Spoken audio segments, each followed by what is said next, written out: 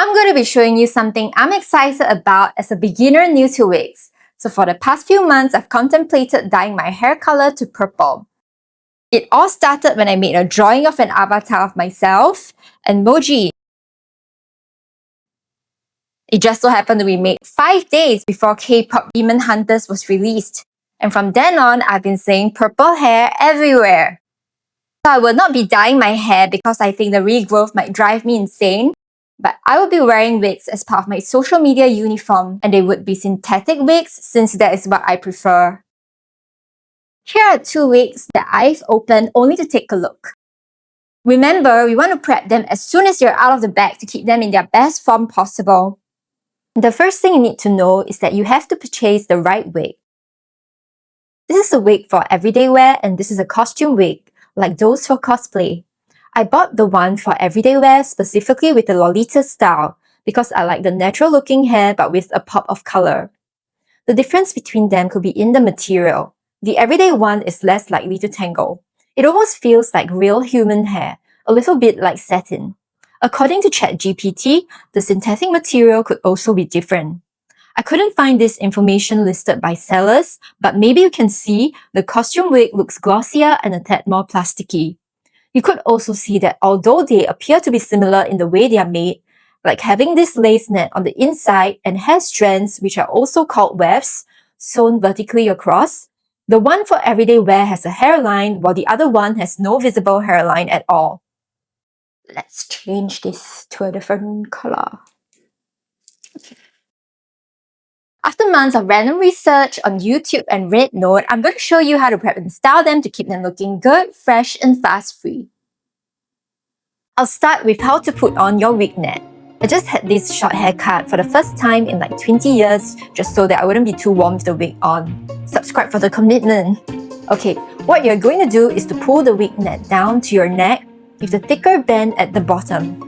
Then bring it up to your forehead. You will then move the hair around the inside of the net for a more even distribution of hair. And finally, tuck the excess net at the forehead or behind your neck, whichever you like. Massage around a bit for better distribution.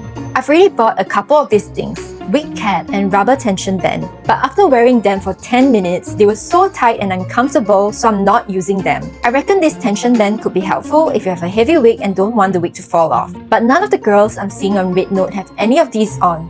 Not even the wig cap to compress your hair, because they have a way of prepping the hair so that the wig sits on your head beautifully and naturally. I'm going to show you how with the everyday wig. To begin, strap on the elastic bands at the inner back. Then just place the wig on the head from behind.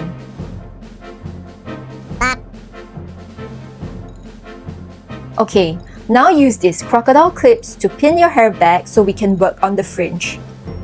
The manufacturer always makes the fringe longer to suit different people. For this wig, the fringe is already in a triangle about 2 fingers width from the forehead. I'm going to keep this length at my chin to frame the face, kind of like curtain bangs. First, we are going to thin it out with this razor. It is just a regular razor with a safety guard. You can use any eyebrow razor as well. Find the sharpest one. Scrape the hair from the middle of the eye down. Then I'm going to take the tiniest triangle piece in the middle and cut it to get a bit of air bangs.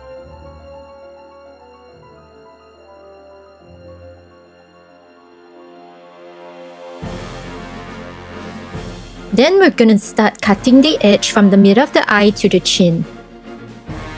If the fringe still looks bulky, use a thinning scissors or keep scraping it.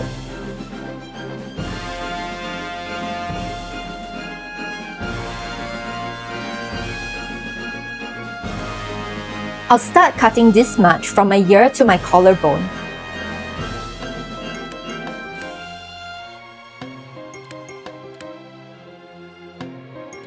You want to connect the length at the front so it flows evenly.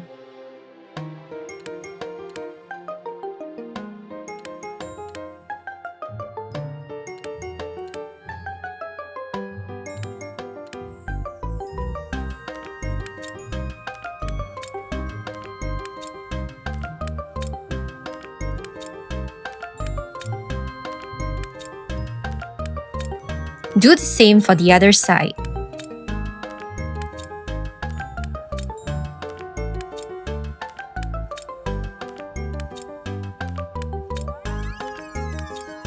Note that the razor will cause a bit of frizz, so we always want to use it from the inside out, not outside in.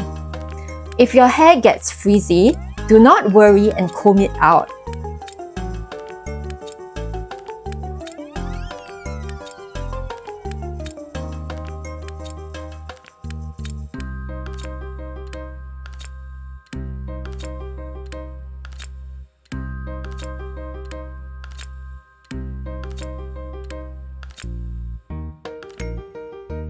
Then take the hair from the middle of the head from the hairline. I'm going to connect this length some more from the collarbone to the length behind. We're scraping the hair to thin it out first. Just try to do it evenly on both sides in sections, depending on the style you like. I want my hair to be highly layered in the front, so I'm going to use a sharp scissors to work on the edges. Keep thinning the hair until the wig looks natural and blended. I'm only doing this in the front of the wig and leaving the back alone. The very last thing we're going to do is to decompress the roots with a brush. Scratch your scalp roughly like so. Then with your comb, pull your hair back in a zigzag motion. Then push forward to get a bump. Use some hot air on this bump and wait for it to cool in position. Then brush out. Now our roots are loose and airy. You can go ahead and style your hair with a flat iron or curler if you wish. Use the lowest heat setting so you don't fry your wig. For mine, it is 170 degrees, or you could just leave it the way it came. I actually had itchy fingers and went on to chop more hair after I styled it, which I don't think suits me as much. I might need a do-over on this one. Now I'm going to prep my costume wig. For this, we're going to do it on the mannequin head, not on our head. Do not give your wig a haircut yet.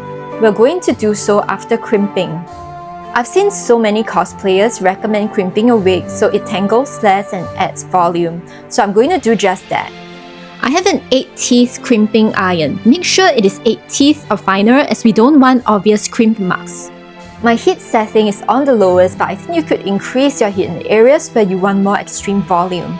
But of course, you will get more crimp marks. I'm going to first work on the bottom quarter of the hair. You want to isolate a clean section of wefts. Take a small section of the hair with the comb, then pull outwards and crimp for 5 seconds each time.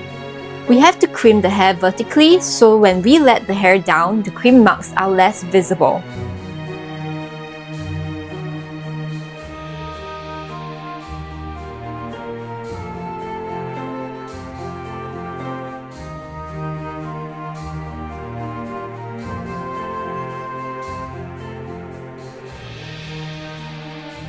Be careful not to fry your ends.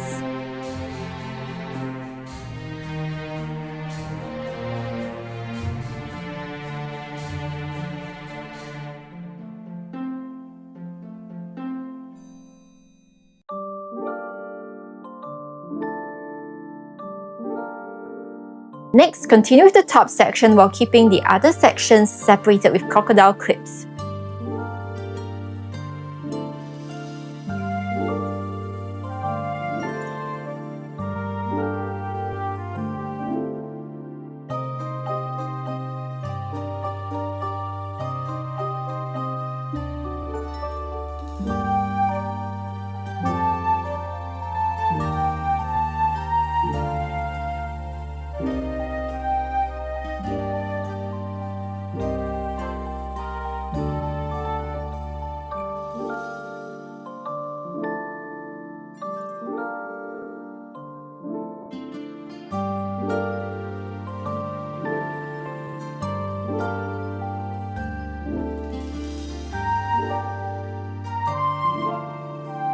When half of the head is done, I repeat the same on the other half, starting with the bottom section and then moving on to the top.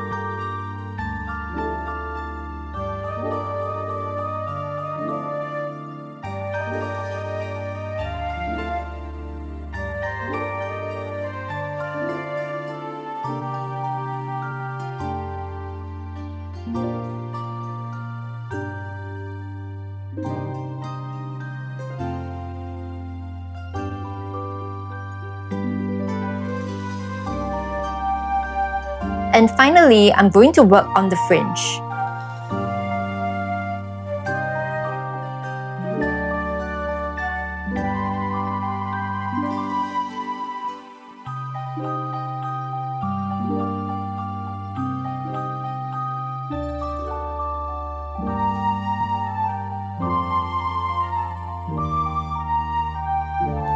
When we're done, which took about an hour for me, you can go ahead and style the wig with a curler or flat iron. You could even use a clothing steamer for this. The key is waiting for your curls to cool in position before letting the hair down. Then use the stiffest hairspray you can find to set everything. I've seen some elaborate and gravity-defying cosplay wig styles created with Yoo-hoo glue or some creative contraptions, but I'm keeping it simple for YouTube, so I simply combed the wig out for more relaxed curls. And then I thinned it out like I did for the other wig and tried my best to create a tiny hairline.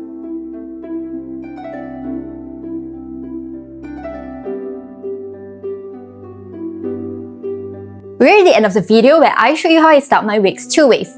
I think that all wigs should be styled yourself in order to be worn comfortably. Thank you for watching, like and subscribe, one Bliss!